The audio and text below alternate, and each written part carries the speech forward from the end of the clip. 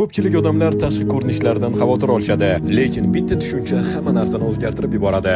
Insoniyat aslida hech qachon o'z yuzini ko'rish uchun yaratilmagan. Uzoq tarix davomida odamlar faqat suv yuzasidagi akslarni ko'rishgan, xira, noaniq, mukammal bo'lmagan. Ular o'zlarini qanday ko'rinishlarini to'liq bilishmagan. Ular boshqalarni ko'rgan, lekin solishtira olmagan. O'sha paytda odamlar tashqi ko'rinishga emas, balki harakat va fe'l-atvorga e'tibor berishgan. Keyin oynalar paydo bo'lgan, keyin suratlar, asta-sekin videolar va hozir ijtimoiy tarmoqlar. Endi o'zimizni doim ko'ramiz va qo'shimchasiga millionlab tahrirlangan yuzlarni ham. Ana shunday solishtirishni boshlaymiz. Shunda biz aslida ko'rmasligimiz kerak bo'lgan kamchiliklarimizni ko'ra boshlaymiz. Eng qizig'i, boshqa odamlar sizni o'zingiz ko'rganingizdek ko'rmaydi. Siz ular ko'rayotgan narsani ko'ryapman deb o'ylaysiz, lekin aslida unday emas. Odamlar sizni har bir nuqsoningizga e'tibor qilib tahlil qilib o'tirmaydi. Shuning uchun go'zallik faqat tashqi ko'rinish bilan o'lchanmaydi. Bu qanday yurishingiz, qanday energiya tarqatishingiz bilan bog'liq. Siz yuzingizga qarab yashash uchun yaratilmagansiz, chunki siz rasm emassiz. Siz hissiyot, tajriba va hayotsiz.